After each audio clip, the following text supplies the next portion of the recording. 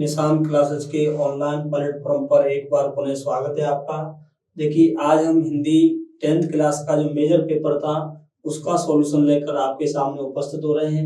अभी तक आपने H1, H2, H3 का सॉल्यूशन देख लिया होगा और मेजर पेपर है जो 80 नंबर का आता है बोर्ड से, उसी क्रम में इस पेपर को हमने लिया है और बहुत ही अच्छा पेपर है। आप इसका सॉल्यूशन जरूर देखें। ठीक, आगे बढ़ते हैं। देखिए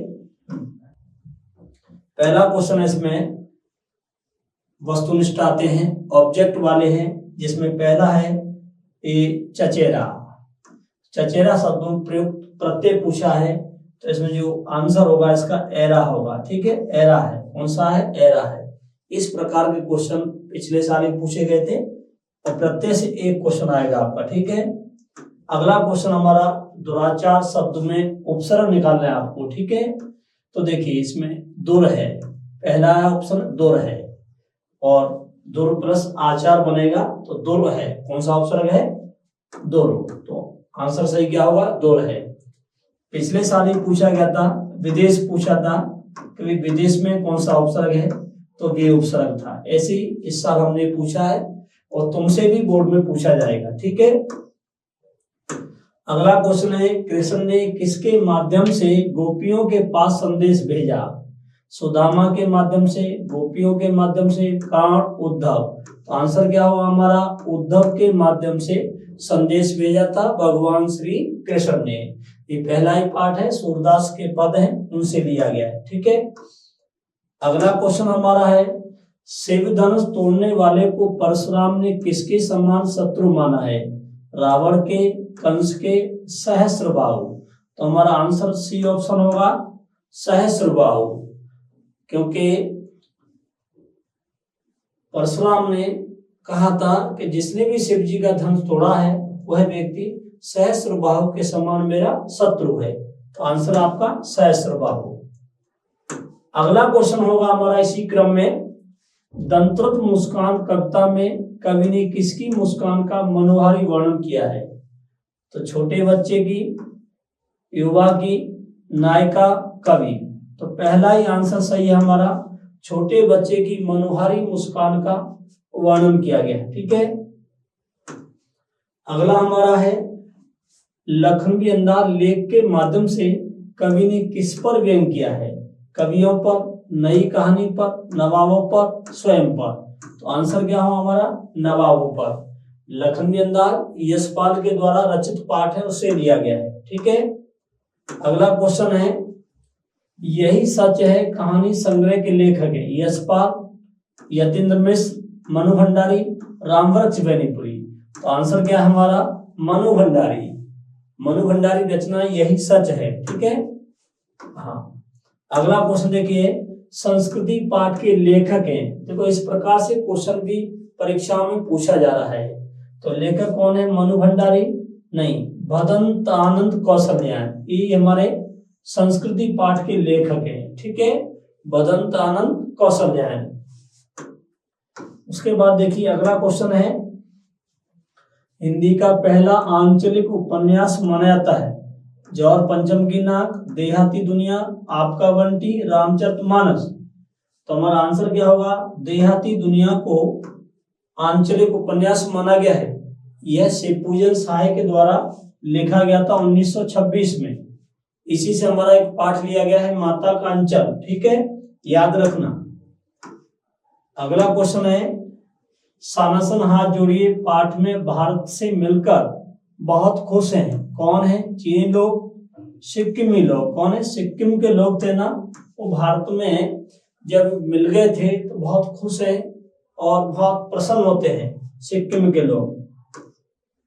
अगला क्वेश्चन है, माता का आंचल पाठ के लेखक हैं? पहला ही आंसर है शिवपूजन साहे। ठीक है, शिवपूजन साहे, क्योंकि मधु काकरिया ने कौन सी लिखी थी?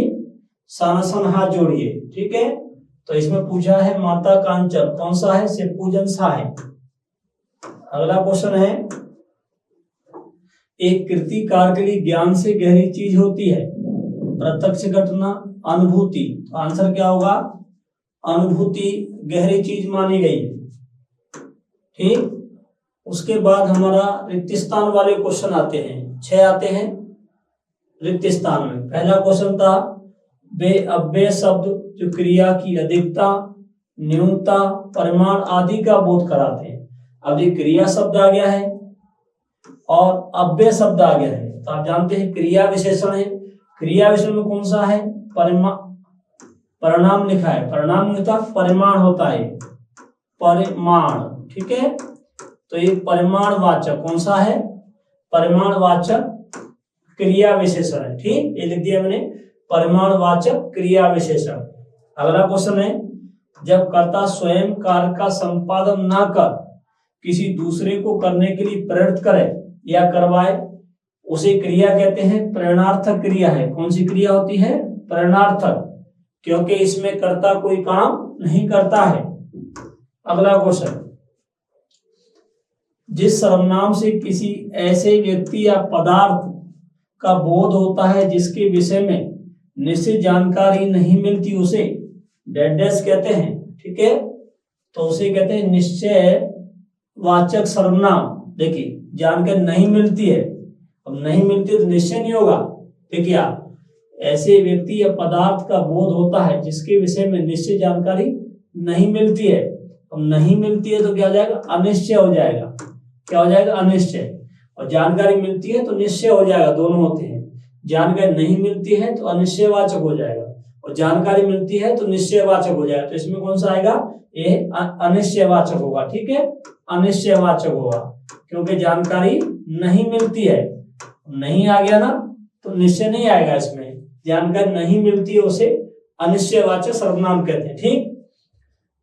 जिस संज्ञा शब्द से किसी जाति के संपूर्ण प्राणियों, ये प्राणी लिखा है, प्राणियों, वस्तुओं, स्थानों आदि का बोध हो, उसे कहते हैं जातिवाचक संज्ञा। कौन सी होती है? जातिवाचक। 3 होती है, व्यक्तिवाचक, जातिवाचक, भाववाचक। सदैव शब्द में संधि है, कौन सी है? वृद्धि संधि है। सदा धन एव संधि विच्छेद होगा। नील कमल में शब्द में समास है, कर्मधारय समास है, नीला है, कमल जो। इस प्रकार से 6 क्वेश्चन आएंगे आपके रिक्त स्थान वाले, ठीक है। अगला क्वेश्चन हमारा पैसेज रहेगा, अनसीन पैसेज रहेगा। तो इस प्रकार दिया गया, देखिए पढ़ते हम लोग, इसको ध्यान पूर्वक पढ़ना, फिर से क्वेश्चनों के आंसर ढूंढना। यदि किसी राष्ट्र का समुचित विकास तथा उसके नागरिकों का सही व्यक्तित्व निर्माण करना है तो उसकी शिक्षा का उद्देश्य होना अनिवार्य है। शिक्षा वास्तव कोई पाठ्यक्रम या डिग्री प्राप्त करना भर नहीं है, बल्कि जीवन में सतत चलने वाली प्रक्रिया है जो कुछ न कुछ सिखाती रहती है। शिक्षा से ही व्यक्ति और राष्ट्र के चरित्र का निर्माण होता है। यदि किसी देश की शिक्षा अच्छी होगी तो उसके नागरिकों का चरित्र भी होगा, अच्छा होगा। गांधी जी भी शिक्षा को चरित्र निर्माण के लिए अनिवार्य मानते थे। वे कहते थे शिक्षा का सही उद्देश्य चरित्र का निर्माण होना आवश्यक है, ठीक है। अब देखिए क्वेश्चन देखें, हम लोग आगे बढ़ते हैं। इस पे भी 6 क्वेश्चन आएंगे इस प्रकार से। 3 आवासदा वाले कर दिए हैं और 3 आएंगे लिखने वाले।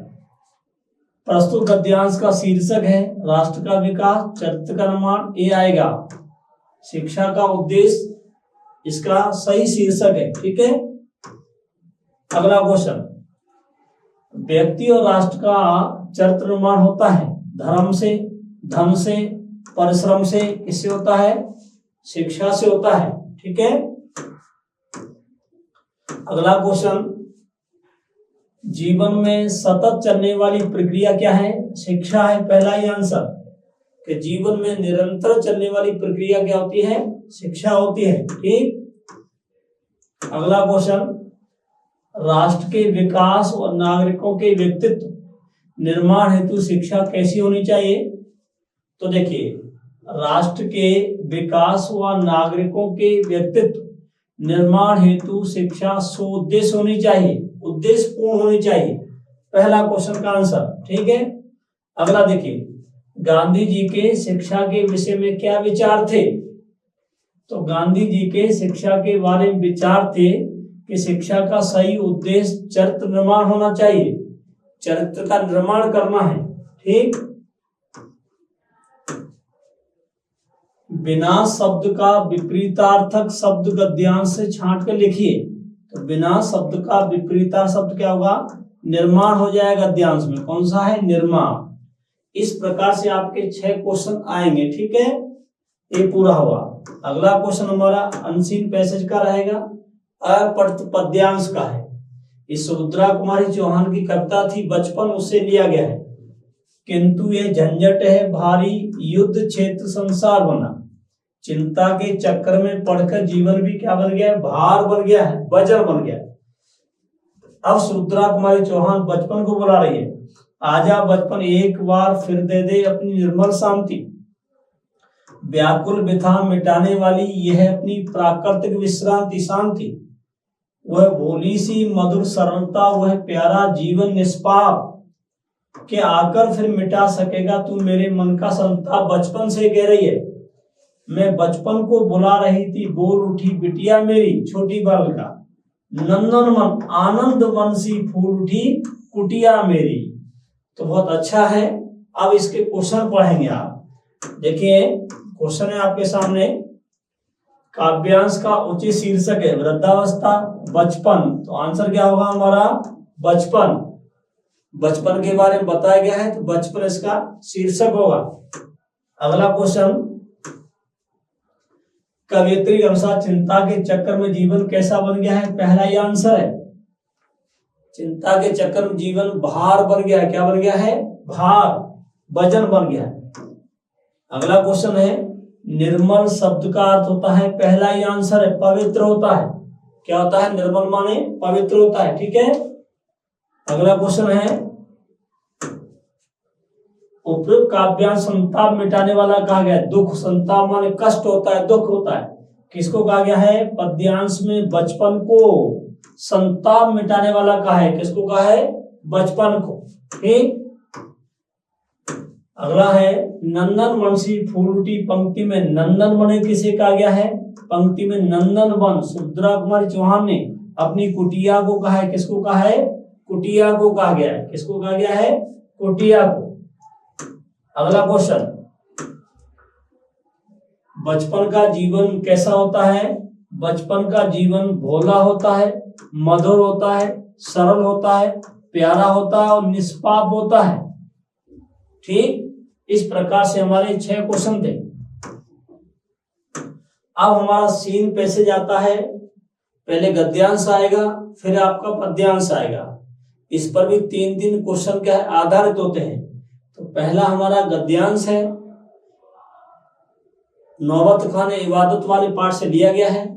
बिस्मिल्लाह खां इसके लेखक है। बिस्मिल्लाह खां के बारे में पाठ है और ये यतीन्द्र मिश्र ने लिखा है। ठीक है। देखिए, काशी में संगीत आयोजन की प्राचीन अद्भुत परंपरा है। यह आयोजन पिछले कई वर्षों से संकट मोचन मंदिर में होता आया है। यह मंदिर शहर के दक्षिण में लंका पर स्थित है। वह हनुमान जयंती के अवसर पर यहाँ 5 दिनों तक शास्त्रीय एवं उपशास्त्रीय गायन वादन की उत्कृष्ट सभा होती है। इसमें बिस्मिल्लाह खां अवश्य रहते हैं।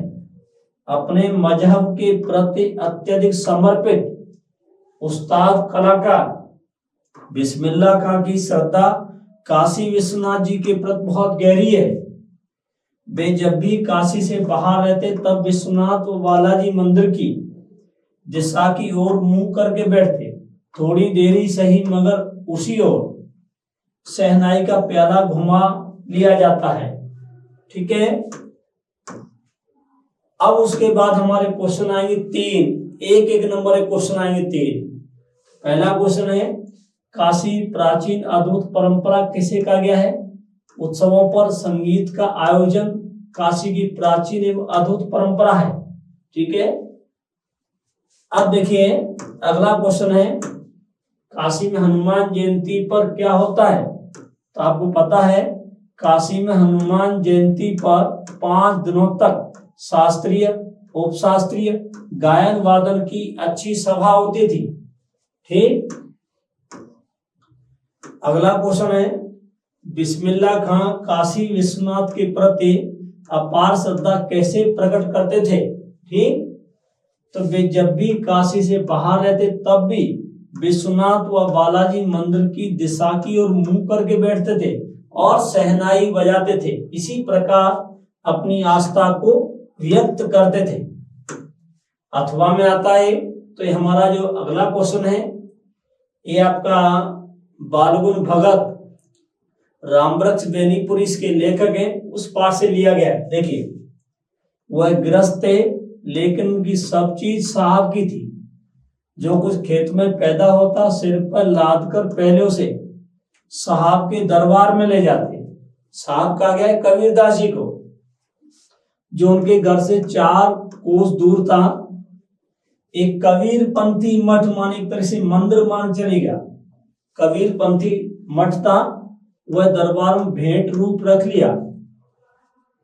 जाकर प्रसाद रूप में जो उन्हें मिलता उसे घर लाते और उसी से गुजर चलाते। इन सबके ऊपर मैं तो मुग्ध था, प्रसन्न था। उनके मधुर गान पर जो सदा सर्वदा ही सुनने को मिलते। कबीर के भी सीधे साधे पद जो उनके कंठ से निकलकर सजीव उठते थे। ठीक, अब देखिए इसका क्वेश्चन। भगत जी गृहस्थ होते हुए भी सब चीज किसकी मानते थे? पता है आपको, साहब की मानते थे।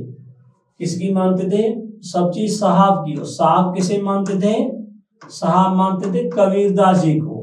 ठीक है, ये क्वेश्चन आया था पिछले साल। साहब किसे मानते थे? कबीरदास जी को। ठीक है, अगला क्वेश्चन देखिए, साहब का दरबार किसे कहा गया है?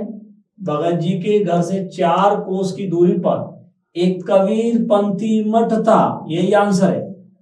जो कबीर पंथी मठ था, एक मंदिर था, उसी को दरबार कहा गया है। ठीक है,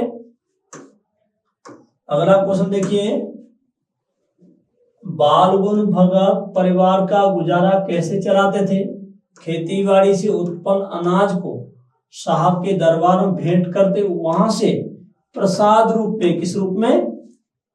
प्रसाद रूप में जो कुछ मिलता उससे परिवार चलाते थे, गुजर करते थे। ठीक है, अगला क्वेश्चन।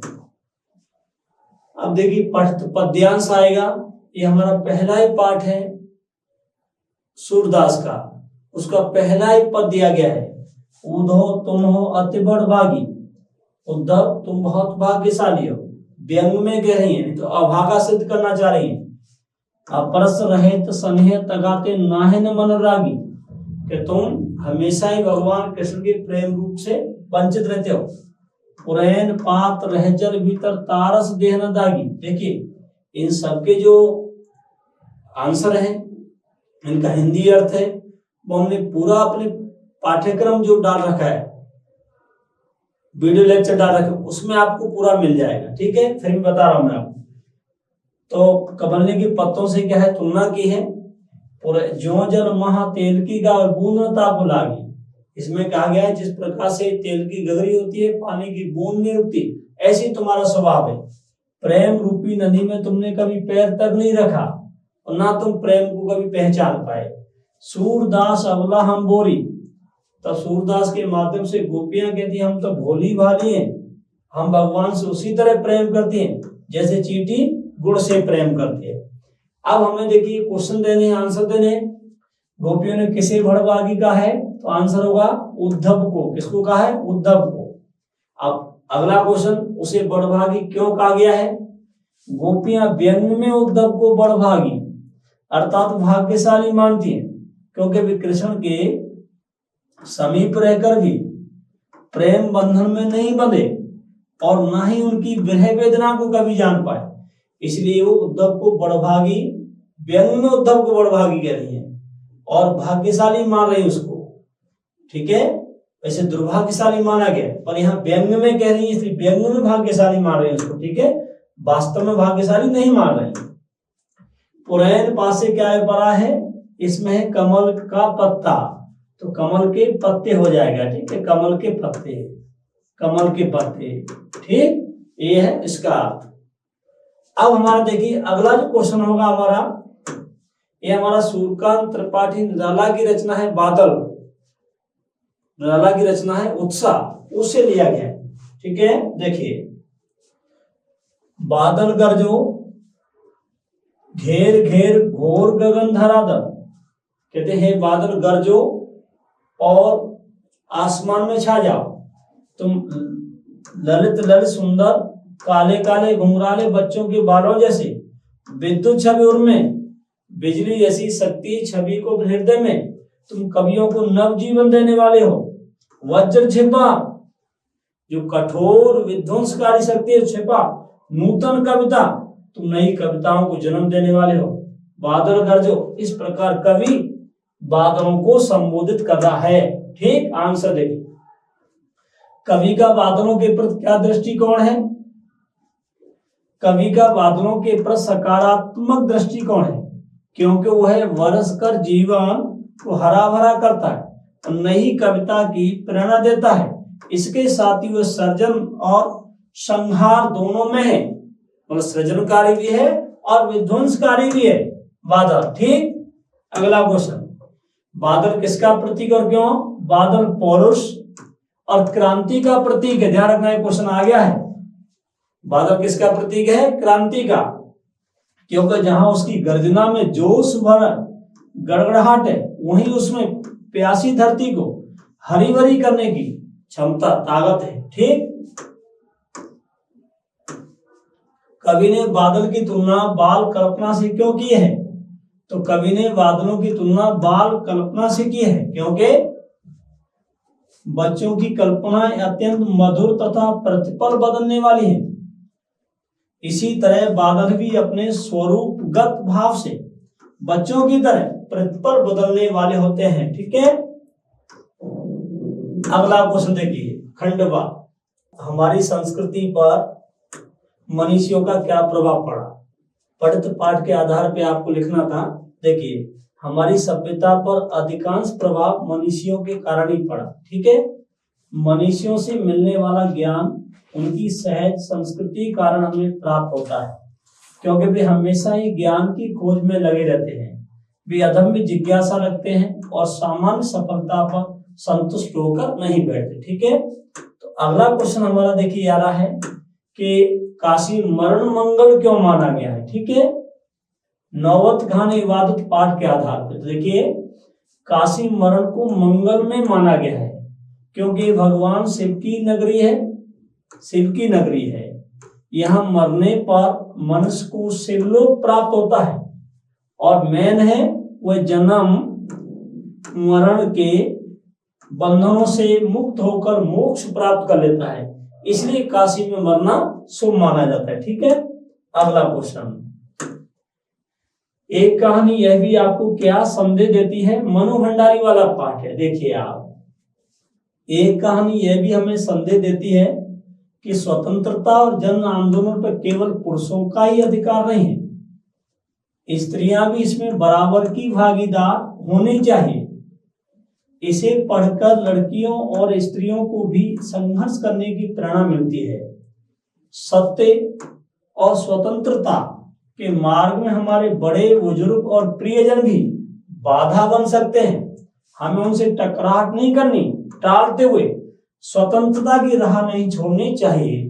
तो ये हमें संदेश दिया गया है मनु भंडारी में। ठीक है, अगला क्वेश्चन, संगतकार कविता किसके महत्वपूर्ण योगदान को दर्शाती है? ठीक, संगतकार कविता उन महान सफल व्यक्तियों के महत्वपूर्ण योगदान को दर्शाती है जो पर्दे के पीछे रहते हैं। यह लोग महत्वपूर्ण योगदान तो देते हैं, परंतु यह लोगों की निगाहों में नहीं आ पाते और सफलता के श्रेय से वंचित रह जाते हैं। वे कौन होते हैं? संगतकार जैसे व्यक्ति होते हैं। ठीक है, अगला क्वेश्चन, कवि बादल को किस रूप में देखता है?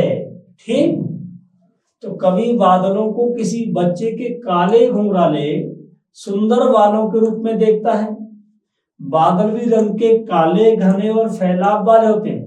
कवि बादल को कवि के रूप में भी देखता है कि अपने अंतर मन में बिजली की चमक छिपाए हुए वो कवि तुम सारे संसार में उत्साह भरने वाली कविता की रचना कर दो, इसलिए इस रूप में बादल को देखता है। अगला क्वेश्चन,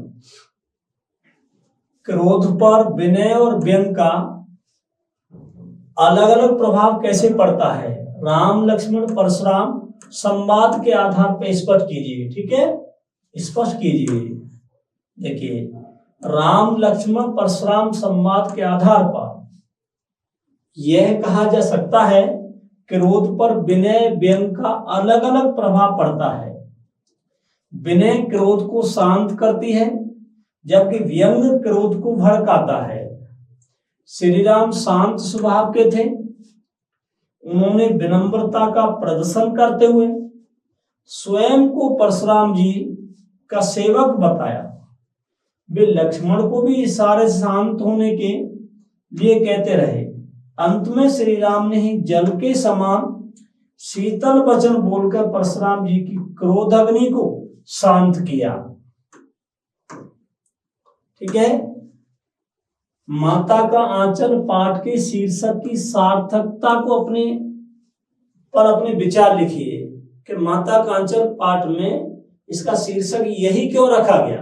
देखिए, माता का आंचल पाठ में लेखक ने बचपन की मधुर यादों के स्मरण किया है। पहली बात, इसमें माँ की ममता, दुलार, पिता का स्नेह तथा मित्रों के स्नेह का वर्णन हुआ है। लेखक के हृदय पर सबसे अधिक प्रभाव माँ की ममता का रहा, अतः पाठ का नाम माता का अंचल रखा गया। ठीक है, ध्यान रखना। अच्छा क्वेश्चन था। अगला क्वेश्चन, शांति और अहिंसा की प्रतीक पताकाएं, इन पताकाओं का क्या महत्व बताया गया है? पठित पाठ के आधार पर लिखना है। ये अपना सारासन हाथ जोड़िए पाठ है मधु काकरिया का, उससे लिया गया क्वेश्चन अच्छा है। देखिए, गंतव्य की परंपरा के अनुसार ये श्वेत पताकाएं शांति और अहिंसा की प्रतीक होती हैं। इन पर मंत्र लिखे होते हैं। ये संख्या में 108 होती हैं। ठीक है, इनको किसी बुद्धिस्ट की मृत्यु पर उसकी आत्मा की शांति के लिए शहर से दूर किसी पवित्र स्थान पर फहराया जाता है, जिन्हें फहराकर उतारा नहीं जाता और ये धीरे धीरे अपने आप नष्ट हो जाती हैं, समाप्त हो जाती हैं। ठीक है, अगला देखिए, काबुल में क्या गधे नहीं होते? एक लोकोक्ति है, अर्थ बताना है, वाक्य प्रयोग। तो मूर्ख सभी जगह पाए जाते हैं, ये आप जानते हैं।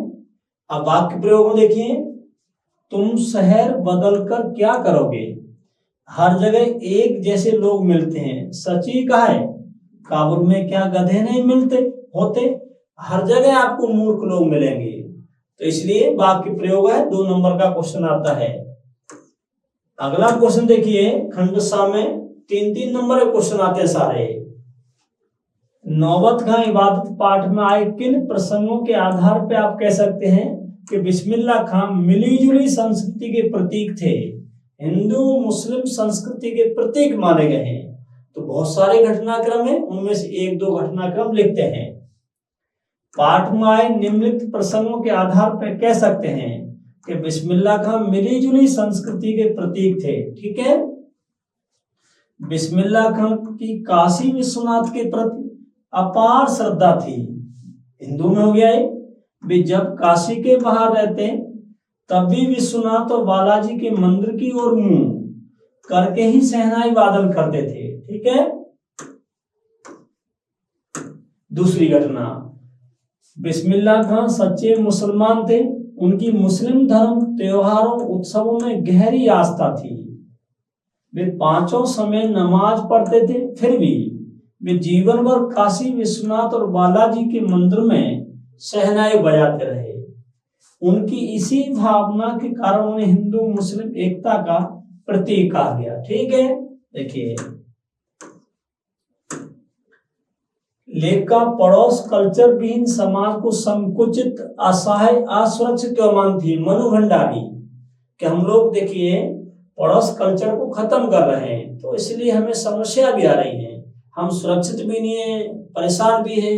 उसी का आंसर है पड़ोस कल्चर, यानी हम अपने पड़ोसी मोहल्ले वासियों से परिवारवत रहते हैं तो स्वतः ही हमारे अंदर सामाजिकता विकसित होने लगती है। बच्चों में, हमारे अंदर बालपन में खेल खेल में सहयोग, समर्पण, त्याग, साहस, संघर्ष आदि गुणों का विकास हो जाता है। ठीक है। किंतु पड़ोस कल्चर खत्म होने के कारण जब समाप्त हो रही है तो बालकों में एकाकीपन बढ़ रहा है, सुरक्षा की भावना समाप्त हो रही है। इसी कारण बचपन मोबाइल, कंप्यूटर, स्क्रीन पर सिमट कर रह गया। इसलिए पड़ोस कल्चर विहीन समाज को संकुचित, असहाय एवं असुरक्षित मानती है। कौन? मनु भंडारी। ठीक है। अगला क्वेश्चन, ये दंतृत मुस्कान कविता में कवि ने क्या संदेश दिया है? देखिए, बच्चे की दंतृत मुस्कान का कवि के मन पर गहरा प्रभाव पड़ता है। वैसे मुस्कान देखिए इस प्रकार रहता है, पर कवि ने ऐसे लिख दिया किताब में। वो उसके सुंदर और मोहक मुख पर छाई मनोहारी मुस्कान से खिल उठता है। उसके उदास गंभीर मन में जान आ जाती है। उसे लगता है मानो उसकी झोंपड़ी में कमल के फूल खिल उठे हों, मानो पत्थर जैसे हृदय में प्यार की धारा उमड़ रही हो, बबूल के पेड़ से सैफालका के फूल झर रहे हों। कभी उसे एक टक निहारता रहा। उसकी मुस्कान ने उसे अपनी पत्नी के प्रति कृतज्ञता प्रकट करने के लिए विवश कर दिया, मजबूर कर दिया। ठीक है, ये संदेश है। अट नहीं रही कविता का सार अपने शब्दों में लिखना है। ये सूर्यकांत त्रिपाठी निराला की कविता है। अट नहीं रही कविता फागुन मास की मादकता, मस्ती, सुंदरता का अनेक संदर्भों में वर्णन करती है। फागुन मास की शोभा इतनी अधिक है कि वो अपने में समा नहीं पा रही। ठीक है, इसलिए वह बाहर छलक छलक पड़ती है। कहीं पर सुगंधित हवाएं बह रही हैं, कहीं पर लाल हरे पत्ते सुशोभित हैं, कहीं वृक्षों पर नए पत्ते उगाए, कहीं लाल हरे पत्ते सुशोभित हैं, कहीं पर सुगंधित फूलों के गुच्छे खिल रहे हैं, अपनी सुगंध से घर को महका रहे हैं। इस प्रकार फागुन मास में जगह जगह सौंदर्य छवि बिखरी पड़ी है। ठीक है। अगला क्वेश्चन, मैं क्यों लिखता हूं पाठ के आधार पे अज्ञे द्वारा लिखने कारणों को स्पष्ट कीजिएगा। मैं क्यों लिखता हूं अज्ञे जी के द्वारा लिखा हुआ निबंध है। ठीक है, अपनी कृतिका वाली बुक का तीसरा पाठ है, चैप्टर है। लेखक का संबंध मन की स्थिति से होता है। जब अनुभूति और प्रत्यक्ष अनुभव रचना करने के लिए उकसाते हैं तभी व्यक्ति लेखन करता है, परंतु संपादक यदि किसी विषय विशेष के लिए आग्रह करे अथवा प्रकाशक का दबाव हो तो भी लेखक को लिखना पड़ता है। कई तरह के आर्थिक लाभ अथवा सामाजिक और राजनीतिक दायित्व को पूरा करने के लिए भी रचनाएं करनी पड़ती हैं। दो कारण थे, आंतरिक और बाहरी कारण। ठीक है, किंतु सर्वोत्कृष्ट तभी होता है जब लेखक का भीतरी दबाव से विवश कर दे और वह स्वयं ही इतना बेचैन उठे कि लिखना अनिवार्य हो जाए। ठीक है। अगला क्वेश्चन, कितना कम लेकर समाज को कितना अधिक वापस लौटा देती हैं?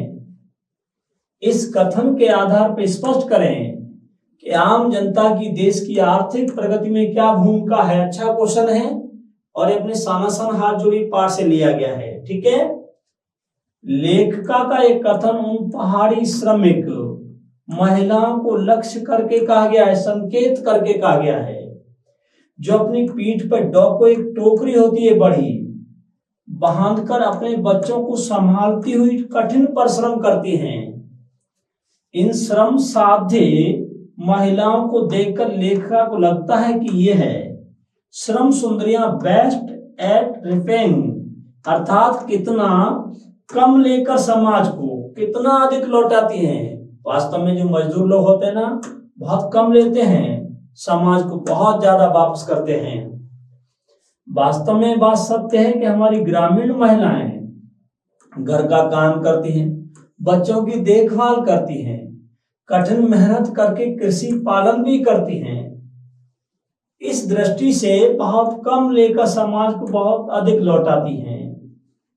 यही बात हमारे देश की आम जनता पर लागू होती है, जो कठिन परिश्रम करके देश की प्रगति में अपना योगदान देते हैं और उसे बदले में कम मजदूरी या लाभ मिलता है। उनके पे सकारात्मक आर्थिक भावना भी नहीं होती, लेकिन उनका श्रम देश की प्रगति में सहायक है।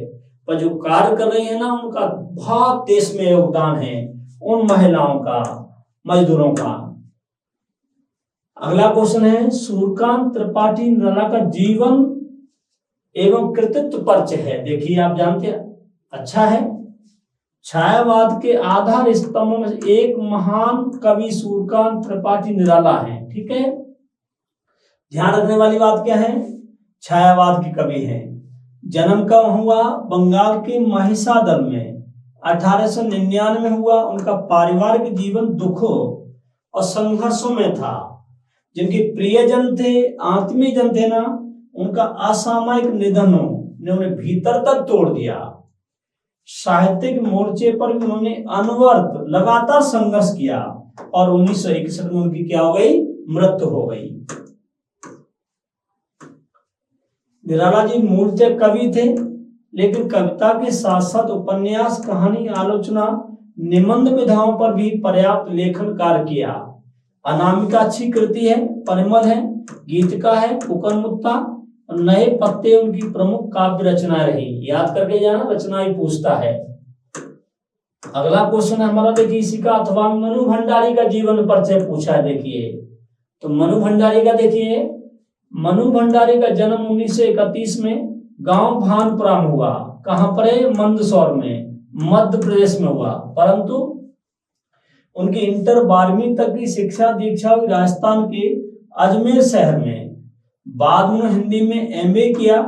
दिल्ली के मरांडा हाउस कॉलेज में अध्यापन कार्य से अवकाश प्राप्त किया और 2021 में इनकी क्या हो गई थी, मृत्यु हो गई। कब हो गई, 2021 में। स्वतंत्रोत्तर हिंदी कथा साहित्य की प्रमुख हस्ताक्षर मानी गई, लेखिका मानी गई मनु भंडारी। इनकी रचनाओं में एक प्लेट सैलाब, में हार गई, यही सच है, त्रिशंकु, आपका बंटी, महाभोज उपन्यास महत्वपूर्ण माने गए हैं। ठीक है, अगला क्वेश्चन निबंध का है। देखिए 4 आते हैं, हमने एक को थोड़ा सॉल्यूशन के रूप में प्रयुक्त किया है। वैसे निबंध आपको लिखना है, सबसे पहले सारे टॉपिक एक साथ रूपरेखा में जमा देने, एक एक बिंदु का वर्णन करना है, इस प्रकार आगे बढ़ना है। स्वस्थ जीवन सुख का आधार है, प्रस्तावना। स्वास्थ्य पर आधारित भोजन, स्वास्थ्य कम होने के कारण, स्वास्थ्य रक्षा उपाय, उपसंहार। ठीक है, अब देखिए आप इसमें हमारा, देखिए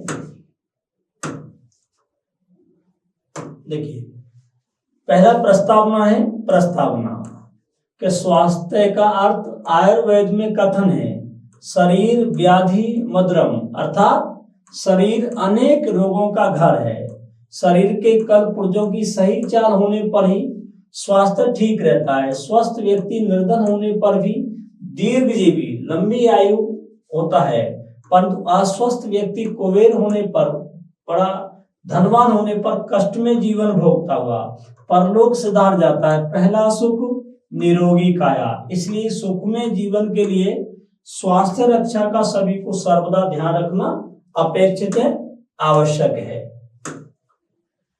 अब स्वास्थ्य पर प्रभाव, स्वास्थ्य पर आधारित भोजन। देखिए हमें यदि स्वस्थ रहना है तो हमें पौष्टिक आहार लेना चाहिए। संतुलित शुद्ध भोजन करने से हम स्वस्थ रह सकते हैं। शुद्ध एवं सात्विक भोजन ही बलवर्धक होता है। इसके लिए हमें शुद्ध अनाज, साग सब्जी, फल, सूखे मेवे का सेवन करना चाहिए। जैसे स्वस्थ शरीर है, क्योंकि स्वस्थ शरीर में ही स्वस्थ मस्तिष्क निवास करता है। अब आता है स्वास्थ्य कमजोर होने के कारण क्या है, देखिए अच्छी बात है, हम निर्धनता एवं अस्वच्छता के कारण कुपोषण के शिकार हो रहे हैं, तो पौष्टिक भोजन नहीं मिल रहा। इसके अतिरिक्त फास्ट फूड के प्रति हम लालायित होते हैं, ये भी कारण है, जिससे हम अल्प अवधि में ही कई प्रकार के रोगों से ग्रसित हो रहे हैं, ये भी एक कमजोरी है हमारी। अगला है स्वास्थ्य रक्षा के उपाय क्या हो सकते हैं। देखिए स्वास्थ्य रक्षा अनेक प्रकार से हो सकती है। नियमित जीवनचर्या अपनाने से, योग अभ्यास करने से, संतुलित शुद्ध भोजन करने से, परिशुद्ध पर्यावरण रहने तथा समस्त दुर्व्यसनों से मुक्त रहने से स्वास्थ्य की रक्षा स्वतः ही हो जाती है। फिर भी ईश्वर की इस हाड़ मांस की रचना में अर्थात मानव शरीर में रोग आ ही जाते हैं, स्वास्थ्य कुछ गड़बड़ हो जाता है, ठीक है। स्वास्थ्य सदा एक सा नहीं रहता, इसे उपचार की जरूरत पड़ती है। इसी दृष्टि से भारत सरकार ने अटल आयुष्मान योजना प्रारंभ की है। इससे अल्प अवधि में 60 लाख बच्चों को मृत्यु मुख से में जाने से बचाया। अशक्त एवं निम्न वर्ग की जनता इससे लाभान्वित हो रही है, लाभ प्राप्त कर रही है। उपसंहार देखिए, निष्कर्ष होता है स्वास्थ्य ऐसा धन है जिससे जीवन सुख चैन से बीत जाता है। लंबी आयु का यही रहस्य है, पर स्वास्थ्य रूपी धन की रक्षा कैसे हो, यही आम नागरिक की कामना है, क्योंकि स्वस्थ शरीर ही सच्चे जीवन का आधार होता है, ठीक है। अब देखिए हमारा क्वेश्चन आता है आपका ये, इसमें आता है भी प्रार्थना पत्र है। तो देखिए राज्य के उच्च माध्यमिक विद्यालय इंदौर का छात्र विनोद शर्मा मानकर अपने प्रधानाचार्य का ध्यान विद्यालय पुस्तकालय और वाचनालय, वाचनालय कहते हैं जो अखबार पुस्तक पढ़ने का होता है, उसमें आकर्ष करते हुए प्रार्थना पत्र लिखिए। देखिए सबसे पहले सेवा में हो गया, श्रीमान प्रधानाचार्य जी, राज्य के उच्च माध्यमिक विद्यालय इंदौर, विषय पुस्तकालय वाचनालय की कमी की पूर्ति में, ठीक है, ऐसे लिखना है। अब देखिए महोदय, निवेदन है कि हमारे विद्यालय में शिक्षण तथा खेल कूद की समुचित व्यवस्था होते हुए भी पुस्तकालय वाचनालय की कमी बहुत अखरती है। पुस्तकालय को ज्ञान का प्रकाश स्तंभ तथा वाचनालय को अद्यतन सामान्य ज्ञान का आधार कहा जाता है। इनका अभाव विद्यार्थियों के ज्ञान अर्जन में सबसे बड़ी बाधा रहती है, कमी होगी तो बाधा आएगी। मेरा अनुरोध है कि विद्यालय के किसी रिक्त कक्ष में पुस्तकालय वाचनालय की स्थापना करके इसका भार किसी लिपिक को दे दिया जाए। पुस्तकालय में पाठ्यक्रम संबंधित नवीन पुस्तकें मंगवाई तथा वाचनालय में दैनिक साप्ताहिक मासिक समाचार पत्रिकाओं की व्यवस्था की जानी चाहिए, ठीक है। इस व्यवस्था से विद्यालय पुस्तकालय और वाचनालय की कमी को दूर किया जा सकता है। भविष्य में साधन और सुविधाएं होने पर अन्य सुधार भी अपेक्षित होंगे। वास्तविक कार्यक्रम में ही कठिनाई होती है, बाद में अन्य स्वेच्छा से जुड़ते चले जाते हैं। आशा है आप छात्र और विद्यालय हेतु में उपयुक्त कमी को दूर करने हेतु समुचित व्यवस्था करके अनुग्रहित करेंगे। धन्यवाद। दिनांक आ गया आपका आज्ञाकारी से विनोद शर्मा और कक्षा 10th है, ठीक है, ये लिख देंगे हम लोग, आप लिखना जानते हो। अब देखिए अगला हमारा पत्र है, निशांत शर्मा शास्त्री नगर रहने वाला है। कहां से लिखा है? शास्त्री नगर से। अपने छोटे भाई को क्या समझा है? धूम्रपान नहीं करना है और नशा नहीं करना है, इसको समझा है। सबसे पहले जगह हो गया शास्त्री नगर जयपुर, दिनांक हो गया 2026, ठीक है। प्रिय अनुज छोटा भाई है, प्रिय अनुज हो गया। चिरंजीव रहो, आशीर्वाद दे दिया। अब लिखना है तुम्हारा पत्र मिला, समाचार ज्ञात हुए, तुम्हारी शैक्षणिक प्रगति के विषय में जानकर दुख हुआ। मुझे ज्ञात हुआ कि तुम्हारे मित्रों में अधिकांश दुर्व्यसनी माने बुरी आदत वाले हैं और धूम्रपान तथा नशा करते। मेरे भाई, धूम्रपान नशा करना उचित नहीं है, इनमें हमारा पैसा भी बेकार खर्च होता है तथा हमें घर, विद्यालय, समाज बुरी दृष्टि देखा जाता है अतः भाई तुम्हें अपनी इन बुरी आदतों को तुरंत छोड़ देना चाहिए और दुर्व्यसनी माने बुरी आदत वाले मित्रों से बचना चाहिए। अच्छे मित्रों की संगति से हम में सदाचार आता है। सदाचार पूर्ण ग्रहण किया हुआ ज्ञान ही नहीं, ज्ञान ही शिक्षा के नाम से जाना जाता है। सत्संगति पारस मणि के समान है जो लोहे को भी सोना बना देती है। ऐसे लिखना आपको। तुम अपने स्वास्थ्य का ध्यान रखना। शेष आनंद पत्र उत्तर शीघ्र देना, जवाब देना। शुभकांक्षित हो तुम्हारा भाई, तुम्हारा बड़ा भाई सुधांशु। ठीक है, जो अब नाम दिया आप लिख देंगे। अगला क्वेश्चन देखिए हमारा ये है संक्षिप्तीकरण है। देखो ये तो क्वेश्चन है, संक्षिप्तीकरण नया टॉपिक जोड़ा है, पल्लवन संक्षिप्तीकरण। पूरा पैराग्राफ आएगा, उसको 1/3 भाग में लिखना है। पहले हम पढ़ते हैं इसको। किसी देश की उन्नति अवनति देश के साहित्य पर अवलंबित मन आश्रित होती है। चाहे वह देश को उन्नति की चरम सीमा पर पहुंचा दे, चाहे तो अवनति के गर्त में गिरा दे। कवि रवि की पहुंच से भी अधिक प्रकाश करता है। वही निर्जीव जाति प्राण प्रतिष्ठा करता है। निराशापूर्ण हृदय में आशा का संचार करता है। वही राजनीति को प्रेरणा देता है तथा राजनीतिज्ञों का पथ प्रदर्शन करता है। वही अतीत के गौरव गीत गाता है और साथ ही भविष्य की स्वर्णिम कल्पना करता है। वही सोई हुई जाति को जगाता है और उत्साह का संचार करता है। ठीक है, अब इसका आंसर देखिए आप। ये आंसर है इसका।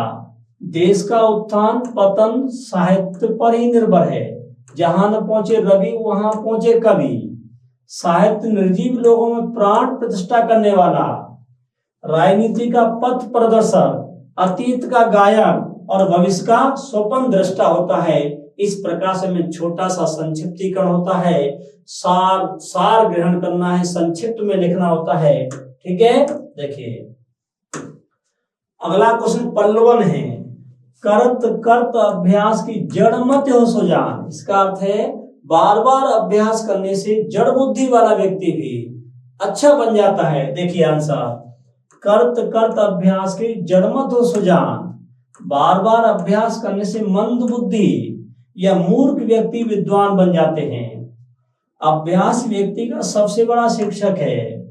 बोधिचर्या अवतारा ने कहा है कि कोई ऐसी वस्तु नहीं जो अभ्यास करने पर भी दुष्कर हो, कठिन हो, ऐसा कहा है। अंग्रेजी में भी एक कथन है, प्रैक्टिस मेक्स मैन परफेक्ट, अर्थात अभ्यास मनुष्य को अपने कार्य में दक्ष बना देता है। वास्तव में निरंतर अभ्यास ही ज्ञान अर्जन का मूल मंत्र है। अल्प बुद्धि जन यदि निरंतर अभ्यास करें तो भी विद्वान बन सकते हैं। अभ्यास की बारंबारता से, बार बार रिपीट करने से स्मरण शक्ति और समझ का दायरा बड़ा होता है और ज्ञान आदत बन जाता है। ठीक है, रहीम ने इस कथन के उदाहरण के रूप में दूसरी पंक्ति है कही, रसरी आवत जात से सिर पर पड़त निशान। अर्थात रस्सी का बार बार आना जाना तो पत्थर की सिर पर भी अपने निशान छोड़ देता है, जबकि मनुष्य तो एकदम जड़ तो होता ही नहीं, उसमें बुद्धि का कुछ तत्व अवश्य होता है। ठीक है, तो देखिए ये हमारा मेजर पेपर था। अभी हमने हिंदी के चारों पेपर पढ़े। आपसे फिर निवेदन करता हूं, एक बार चारों पेपरों का परीक्षा में देख कर जाना। और वैसे हमने पूरा पढ़ा दिया है। निशान क्लासेज है तो सफलता सुनिश्चित है और सभी विद्यार्थियों को इसी पेपर के साथ शुभकामनाएं। बेस्ट ऑफ लक, अच्छे नंबर लेके आए, सफलता प्राप्त करें और 11th क्लास में आप निशान क्लासेज को ज्वाइन करें। आपका भविष्य जरूर सफल होगा और आपके भविष्य के लिए हम पूरी तरह के है एक प्रतिबद्ध हैं कि आपको जरूर सफलता तक पहुंचाएंगे। धन्यवाद।